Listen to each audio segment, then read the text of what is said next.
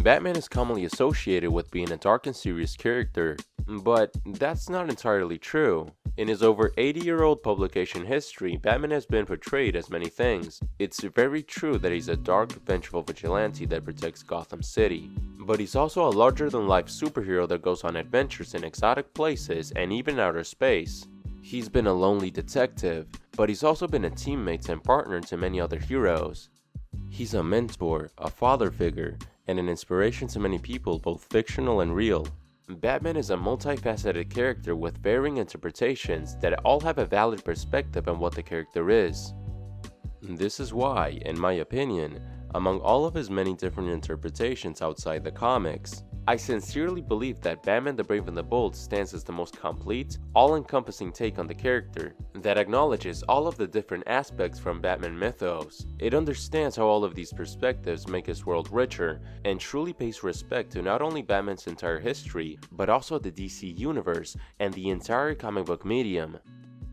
So today, I would like to pay my respects to one of the greatest comic book shows of all time, and explore its interesting production history, early designs, and many different cancelled episodes that they considered making, but didn't end up doing for different reasons. If you're a regular viewer of the channel, then you already know how much I love Batman and the 90s animated series, but I gotta be honest, there's some days where I don't know which one of these two amazing shows I prefer. I absolutely love these shows. Honestly, my top 3 favorite TV shows in general are the animated series, The Brave and the Bold, and The Wire, I swear to God. Batman the Brave and the Bold was mainly developed by producers Michael Jelenic and James Tucker, with Michael Jelenic overseeing the writing of the episodes and acting as story editor for the show, and James Tucker mainly being in charge of the series' art style and its character designs. James Tucker is a man with years of experience working as an animator and producer on many DC animated shows, such as Justice League, Legion of Superheroes, or the recently released Batman Caped Crusader. And his work on The Brave and the Bold was honestly exceptional, since the series was visually stunning, with a very lively, well-defined art style and really fluid animation. Tucker was initially approached by Warner Bros. Executive Sam Register during the mid-2000s to be the showrunner of a new Batman cartoon that Warner Bros. Was planning on producing after the Batman had ended, and it was meant to tie in with the release of the then upcoming movie The Dark Knight, which was going to release in 2008. During an interview with 13thdimension.com, Tucker explained that he initially wasn't interested in accepting the offer, but he was soon convinced after he was told that Warner intended to base this new series off of the classic team-up comic book title The Brave and the Bold, which was a title that James Tucker grew up reading, and it was the first Batman-related comic that he had ever read. Warner wanted to have the show focusing on Batman exploring all corners of the DC universe, teaming up with lesser-known heroes. Even though the show was supposed to tie in and take advantage of The Dark Knight's release, they actually didn't want this new series to be dark and serious like the Nolan films.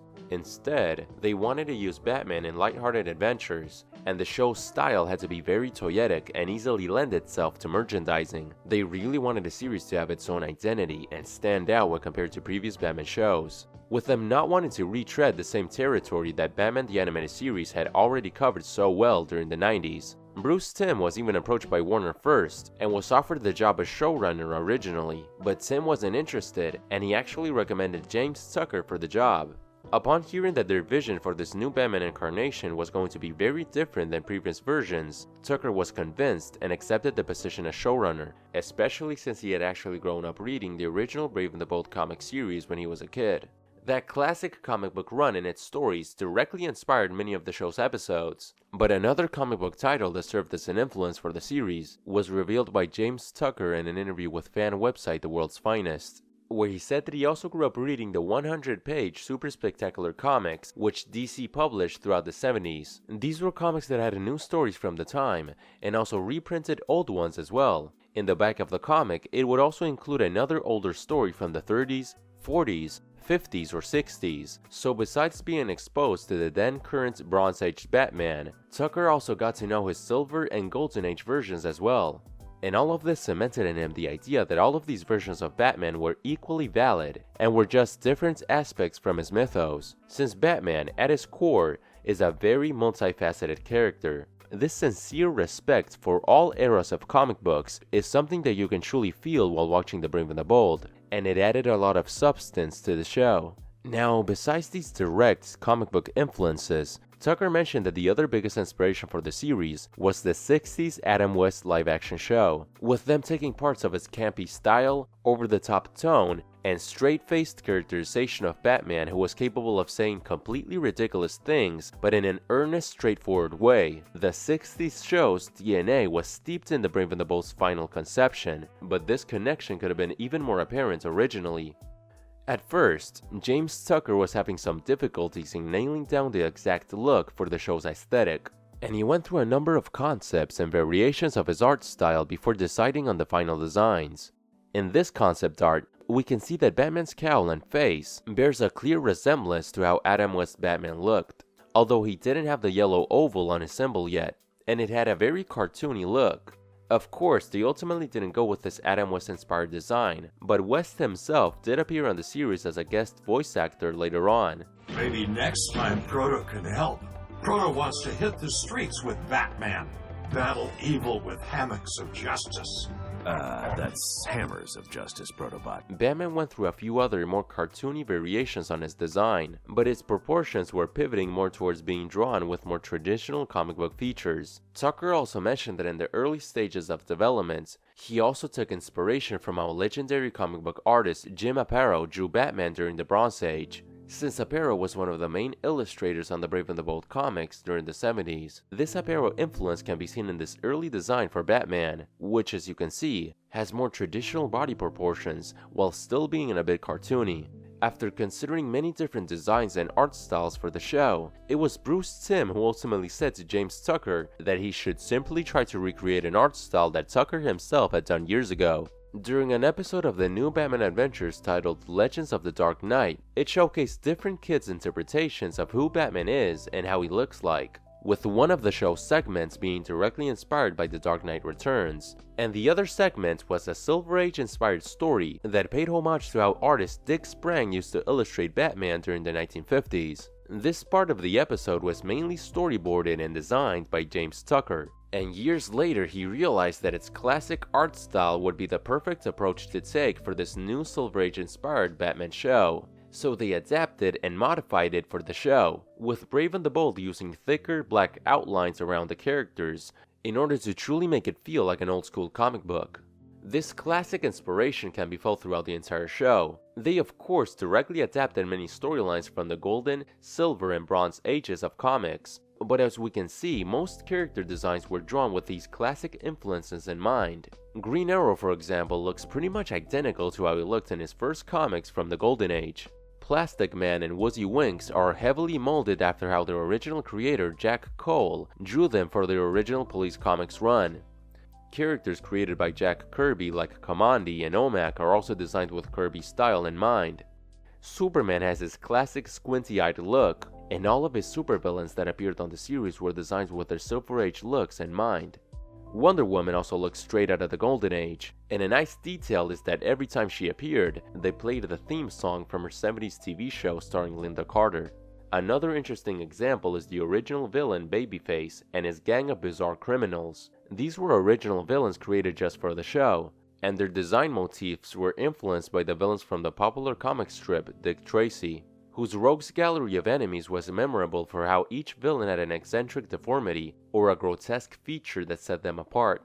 Not all characters were based off of their comic counterparts, however. Take a look at this early design for Katana on the show that drew her with a unique purple costume that never ended up being used. This purple look was changed for a schoolgirl uniform once she finally appeared on the show, and she was redesigned yet again for the series' second season, where they gave her a suit that was more faithful to her traditional comic book look. One of the most memorable characters from the show was Aquaman, played by the great John DiMaggio, who was fantastic at playing very charismatic characters like Jake, Bender, or this show's version of Aquaman, who isn't really portrayed like he's usually characterized in the comics. The visual design does look very faithful to Aquaman's usual comic design, albeit with a full beard, probably inspired by his 90s look, but his personality is pretty different. He tends to be a more serious and stoic character in most versions, but for this show they wanted to have a more joyous, adventurous, and over-the-top personality for Aquaman, which contrasted a lot with how serious and dry Batman acted. I've always thought that this version of Aquaman acted a lot like how Marvel's Hercules tends to act. And according to James Tucker, they actually based their Aquaman's personality and design off of Steve Reeves' portrayal of Hercules from 50s and 60s movies of the character. Personally, I think that Aquaman's more bombastic personality in this show might have even influenced the more comedic version of him we saw in the DCEU played by Jason Momoa, since this was the first time that we saw an Aquaman that was so charismatic. Outrageous! What miracle is this? Aquaman and Batman had one of the best and funniest dynamics from the entire show, and this was truly one of the greatest aspects from the series that truly made it stand out, all of its different character dynamics. A big appeal for most team-up stories is seeing how characters with different personalities clash or play off each other, and in this case to how Batman reacts to their interactions. Aquaman, for example, is usually very intense and can easily annoy him. With Green Arrow, he has a fun rivalry where they constantly try to one-up each other. Jaime Reyes, on the other hand, admires Batman and looks at him as a mentor. These are all very different dynamics that give the show a ton of variety, and every new team-up presents different storyline possibilities. I've personally always theorized that Warner Bros. Was probably thinking about doing a team-up Batman show years before The Brave and the Bold started development, because some of you might recall that the previous show, The Batman, had already begun to heavily feature team-ups during Season 4, and pretty much all of the episodes from its final season were dedicated to team-ups, so it's possible they were already testing the concept to see if it would be well received. One thing about the team-ups from The Batman though, is that they always had a new DC hero visiting Gotham City. Basically, they had another hero being a guest in Batman's world. For The Brave and the Bold though, the main idea was to showcase how Batman is a multifaceted character that works just as well fighting mobsters in Gotham as he does fighting aliens in outer space. They wanted to show Batman being an incredible hero in contexts where most people wouldn't expect to see Batman. To achieve this, their episodes mostly had Batman being the one who visits the world of another hero, and being a guest in entirely different genres of fiction, allowing us to see Batman's stories with touches of everything from sci-fi, fantasy, mystery, horror, war stories, or even alternate historical fiction. This show knew how to incorporate different genres of fiction in very fun, clever ways, and it's a big reason why it's such a good show.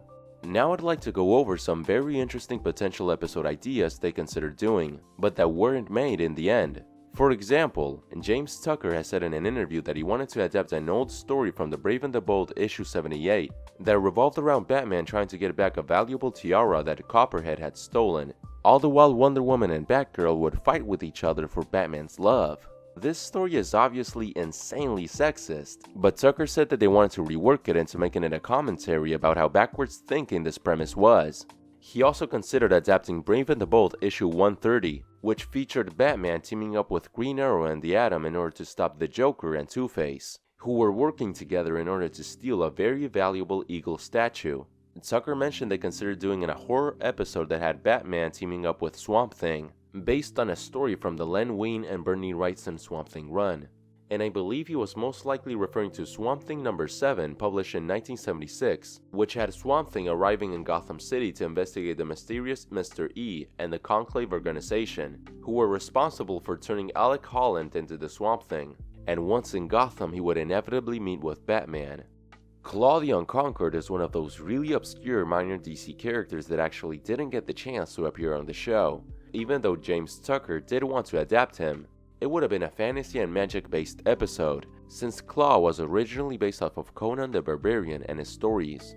In an interview with World's Finest, Tucker also mentioned an idea for an episode about Aquaman getting jealous of Batman's friendship with Superman and Wonder Woman, but he felt it ultimately would have been redundant, since that idea of Aquaman comparing his friendship with Batman with other heroes was later explored in the episode Night of the Batman.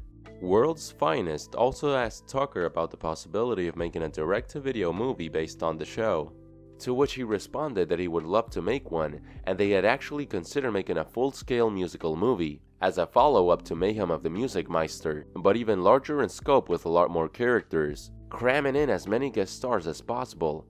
Of course, now we know that they did eventually get the chance to make a Brave and the Bold movie, but we'll talk about that a bit later.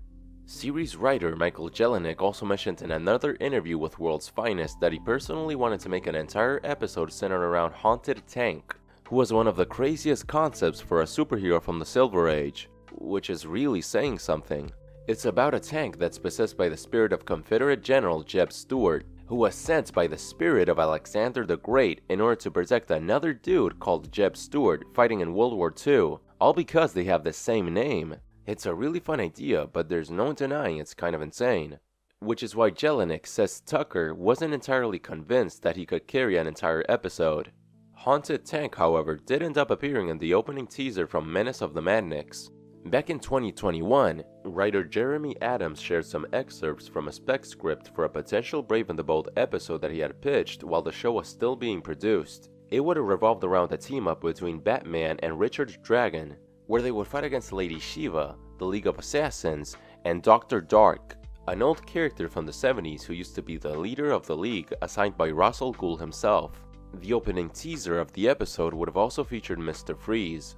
Even though his episode idea wasn't picked up, Jeremy Adams did eventually get the opportunity to write Batman, Richard Dragon, and Lady Shiva in the animated movie Batman Soul of the Dragon.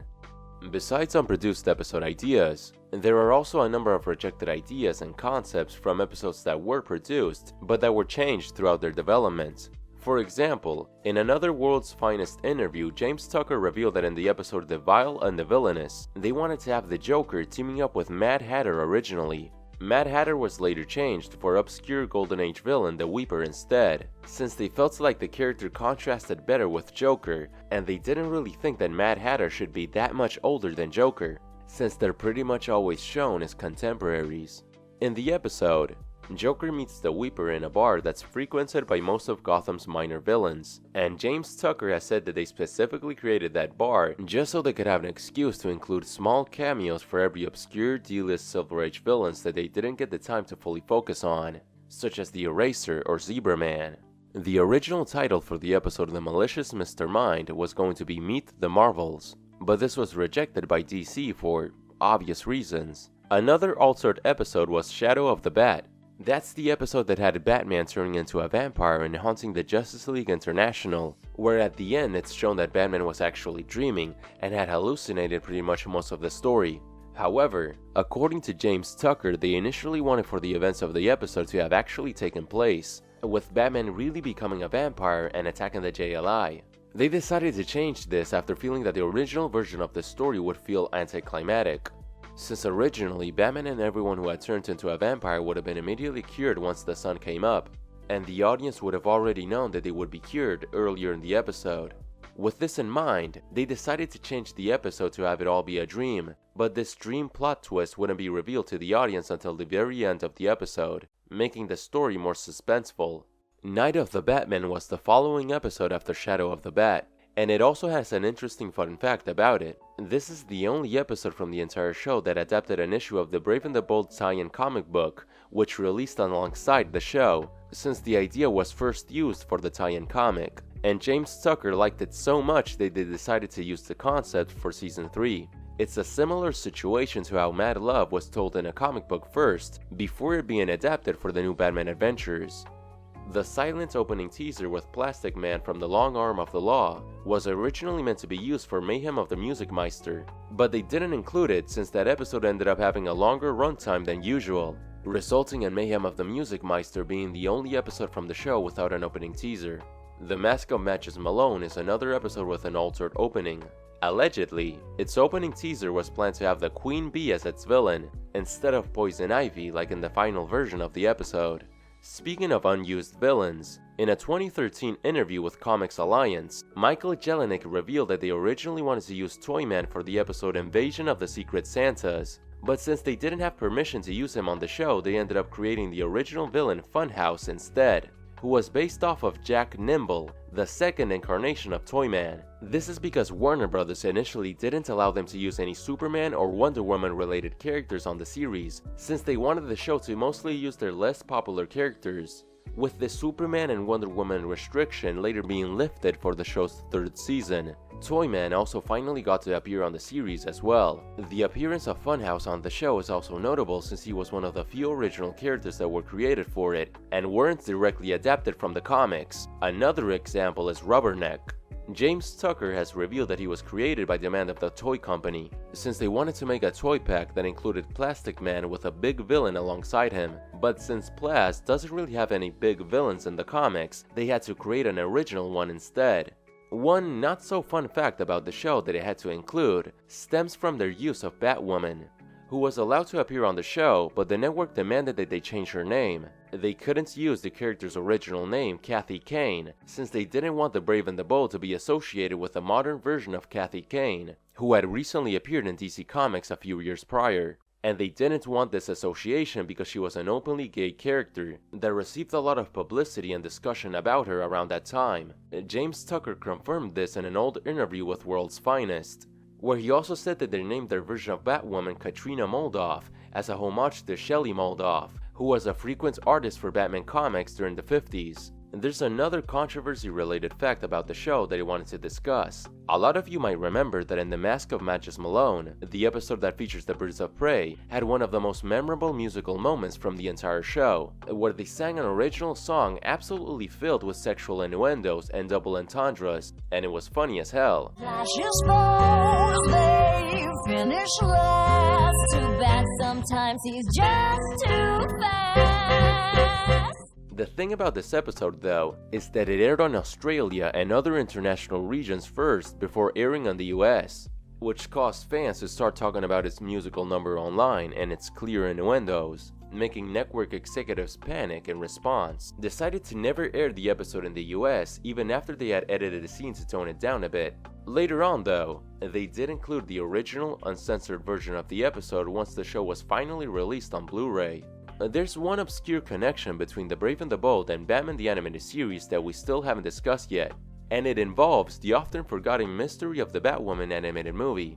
In an interview with World's Finest, Alan Burnett revealed that Warner Bros. Had originally asked both him and Paul Dini to write 2 scripts for a new possible movie. One of them was the Batwoman story we ended up seeing, and another one was going to be an anthology-style movie with Batman going on separate adventures with different heroes, with the storylines loosely linked together. Burnett stated that even though Warner Bros. Didn't choose that team-up script, the story was later repurposed by Michael Jelenic for an episode of The Brave and the Bold, although he didn't specify which episode. Ultimately, The Brave and the Bold lasted for 3 seasons filled with great episodes that paid homage to the history of DC and the entire comic book medium in really clever ways, and it was really well received for the most part. However, even though nowadays the show is pretty well regarded and at the time it did receive generally favorable reviews, it also had a vocal portion of the Batman fanbase criticizing it for showing a lighter, more fantastical version of Batman that wasn't the now typical dark and brooding depiction of him. This reaction does make sense, since the show released in the same year as The Dark Knight, but in my opinion, it's still a very narrow-minded take that only allows for Batman to be adapted in a very specific, rigid way, that unnecessarily puts limitations on the character and takes away from his full potential.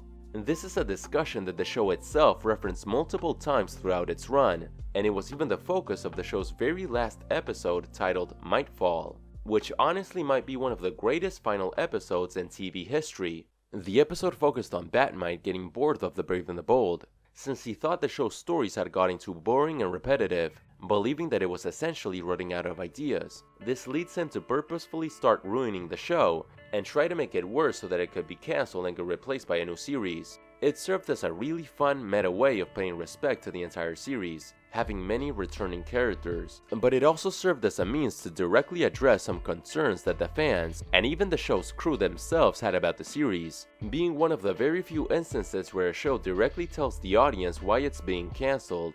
In Mightfall, the show's writers were able to express how they felt like they had already gotten the chance to explore most type of stories that they wanted to tell in that version of the DC universe they created, and if the show had gone on any longer, they would have inevitably started to retread familiar territory and create stories that most likely would have been too similar to previous stories they had already told, and the show was basically running the risk of jumping the shark.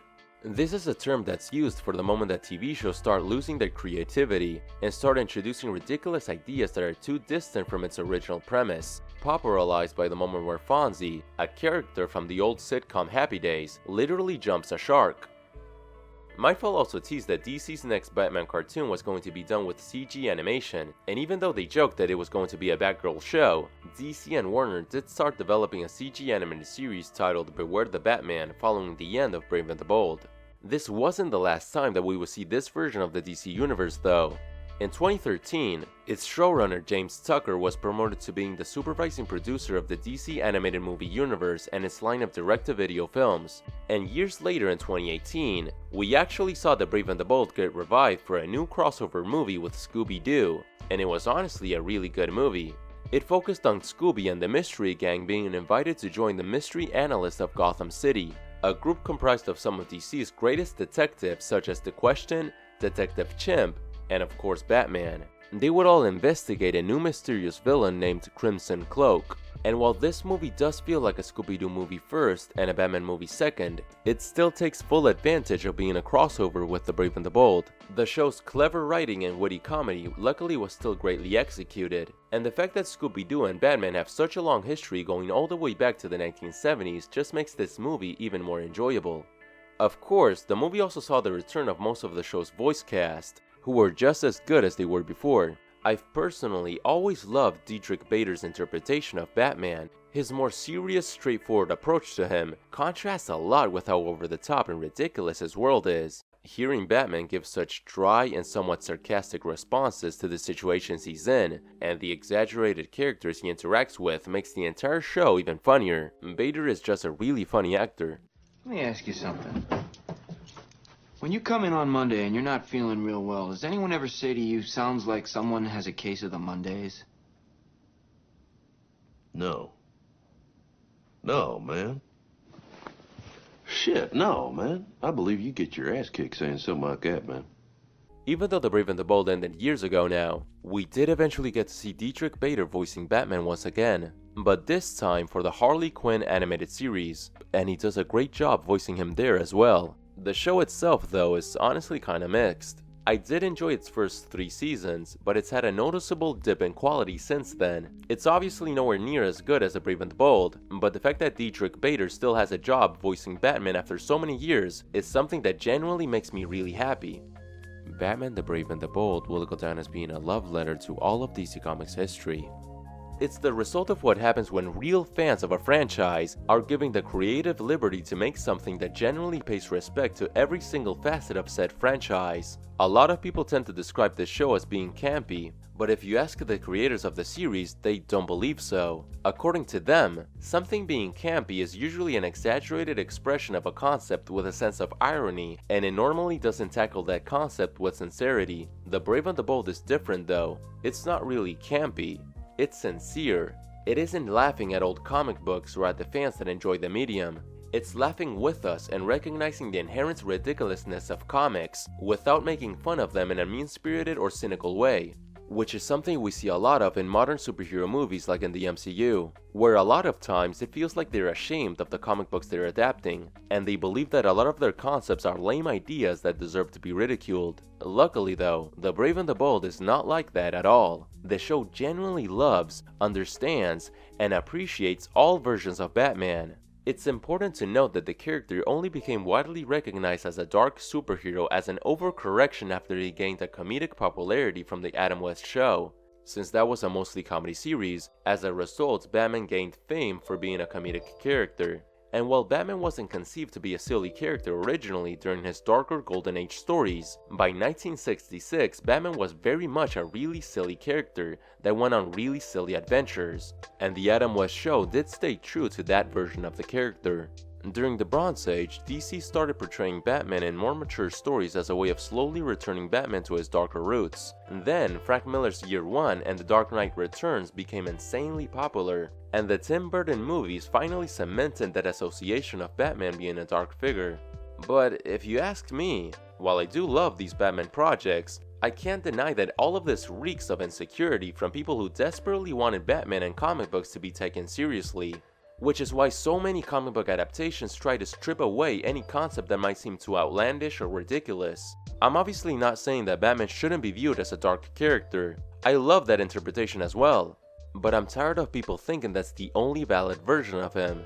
And I'm tired of seeing comic book adaptations that feel ashamed of their source material. In my honest opinion, the truest sign of maturity is being able to laugh at yourself and the things that you like. And it is very possible to poke fun at the sillier aspects of a genre you enjoy while still respecting it at the same time. This is something that this show did really well. And it's a clear sign that the show's writers, artists, and producers had a sincere passion for the Batman mythos. So yeah, I think I made it very clear that I really, absolutely love this show, and it's one of my all-time favorites. I gotta control myself because I could honestly keep talking about it. And if you'd like to hear me talk about it some more, I do have an older video where I ranked the top 15 best episodes of the show. So I recommend you check it out if you want to know what my favorite episodes are. But I'd also like to know, what are your favorite episodes of The Brave and the Bold? And what did you think of the cancelled episode ideas we discussed? What characters that never got to appear on the show would you have liked to see? I personally would have loved to see Animal Man, and I'm kinda surprised he never showed up considering how much the series referenced Grant Morrison and their work. But please, let me know your thoughts in the comments below, and as always, thank you so much for watching.